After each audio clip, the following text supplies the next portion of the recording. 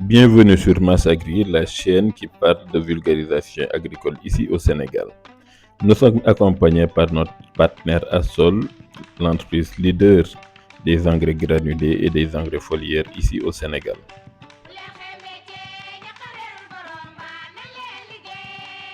Je suis Mohamed Sek, ingénieur agronome travaillant pour la société Massagri. Aujourd'hui, nous allons parler de l'influence de la lumière sur la croissance de la plante. Les plantes ont besoin de lumière pour croître et se développer de façon optimale. Mais les trois différents aspects de la lumière, soit la quantité, la qualité et la durée, ont également un impact majeur sur la croissance. Les plantes utilisent la lumière comme source d'énergie pour la photosynthèse. Le terme photosynthèse fait référence à la réaction entre le dioxyde de carbone et l'eau, en présence de lumière pour produire des carbohydrates et de l'oxygène. Le taux de ce processus dépend grandement de la quantité de lumière. Le taux de photosynthèse est plus élevé avec la hausse du rayonnement actif photosynthétique. Les carbohydrates produits pendant la photosynthèse sont mis en réserve et utilisés comme source de nourriture par les plantes. Chaque espèce de plante commence le processus de photosynthèse à différents niveaux d'énergie lumineuse. Cela est appelé le point de compensation de la lumière. Ce point est atteint lorsque l'énergie lumineuse est suffisante pour que l'activité photosynthétique produise plus d'oxygène que de dioxygène.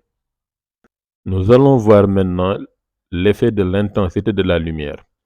En effet, une plus grande quantité de lumière entraîne généralement des niveaux de photosynthèse plus élevés.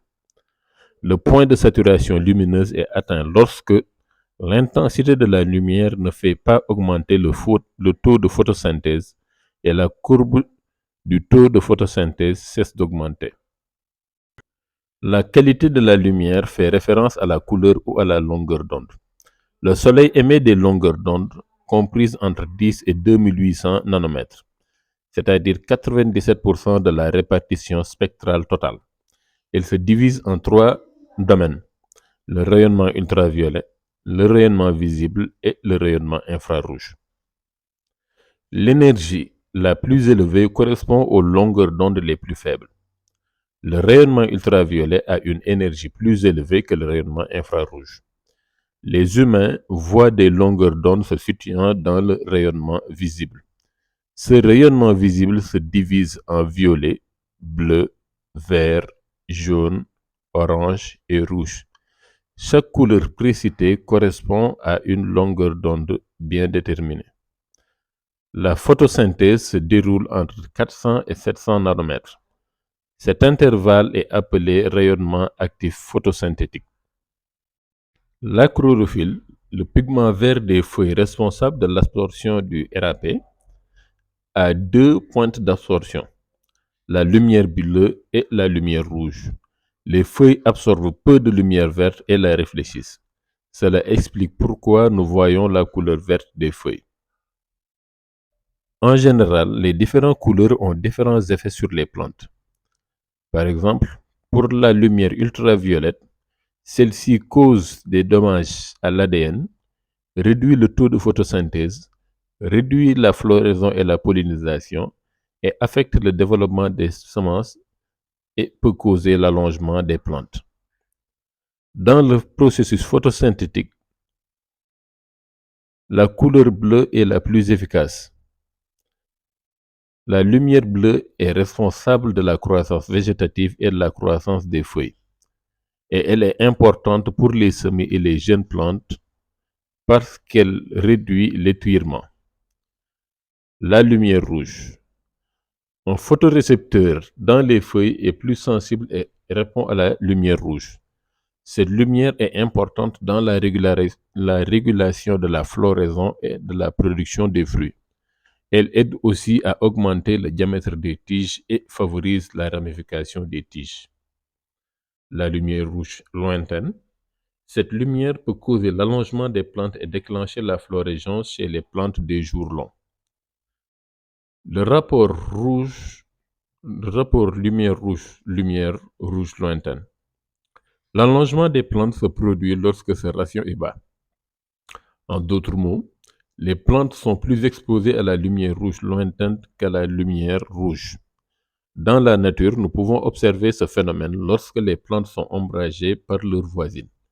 Les plantes ombragées reçoivent un ratio de lumière rouge lointaine plus élevé et tendent à s'étioler pour atteindre plus de lumière. Dans une serre, cela peut devenir un problème avec les plantes ombragées, suspendues ou les plantes trop à proximité les unes des autres. Différentes sources de lumière distribuent la lumière différemment. Nous pouvons citer comme source la lampe à incandescence, la lampe fluorescente, la lampe à sodium à pression élevée, la lampe aux halogénures et les diodes électroluminescentes d'elles. Le nombre d'heures de lumière par jour influence directement la floraison. Les plantes peuvent être divisées en 3 catégories en fonction de la durée de jour requise pour que la floraison soit déclenchée. On peut citer les plantes de jour court. Ces plantes fleurissent seulement lorsque la durée du jour est plus courte que la nuit, c'est-à-dire qu'elle dure entre 8 et 10 heures. Lorsque la durée du jour dépasse un point critique, ces plantes arrêtent de fleurir et tombent en croissance végétative. Les plantes de jour court incluent le poivron, l'aubergine, la citrouille, les haricots, le concombre, le maïs, entre autres. Les plantes de jour long sont des plantes qui fleurissent lorsque la durée du jour est plus longue que la nuit, c'est-à-dire entre 14 à 16 heures. Lorsque la durée du jour est plus courte qu'un certain point critique, les plantes arrêtent de fleurir et tombent en croissance végétative. Les plantes de jour court incluent le chou, le radis, la laitue, entre autres. Les plantes à jour neutre fleurissent peu importe la durée du jour. Elles fleurissent plutôt après avoir atteint certains stades de leur développement. Les plantes à jour neutre incluent la tomate, le concombre, le pois, le haricot, le céleri, etc. En plus du fait que les plantes réagissent à la longueur de la journée, les scientifiques ont également découvert que certains fleurissent uniquement lorsqu'elles restent systématiquement d'abord sur une courte puis une longue journée, et vice-versa lorsqu'une longue journée est successivement changée en un court. Et pour ces nombreuses plantes, il suffit d'influencer un certain rapport de la durée du jour et de la nuit uniquement au début du développement, après quoi elles se développent normalement à différentes longueurs de la journée. Ces méthodes de forçage sont possibles en utilisant les lampes dans les serres. Pour contourner cela aussi, les sélectionneurs reconstituent constamment leur liste, inoculant les variétés nouvellement sélectionnées à l'indifférence à la lumière. Ces qualités sont particulièrement caractéristiques des variétés hybrides. En résumé, le processus le plus important déclenché par la lumière chez les plantes est la photosynthèse. La photosynthèse est un processus utilisé par la plante pour produire de la nourriture pour croître. Plus le taux de photosynthèse est élevé, plus la plante croît rapidement. Le taux de photosynthèse est principalement influencé par l'intensité et la qualité de la lumière. En ce qui concerne la floraison, il est important de connaître la durée du jour puisque cela influence directement la période de floraison de plusieurs plantes. Donc très important de vérifier la photopériodicité au moment de choisir la variété de la culture que vous voulez mettre en place.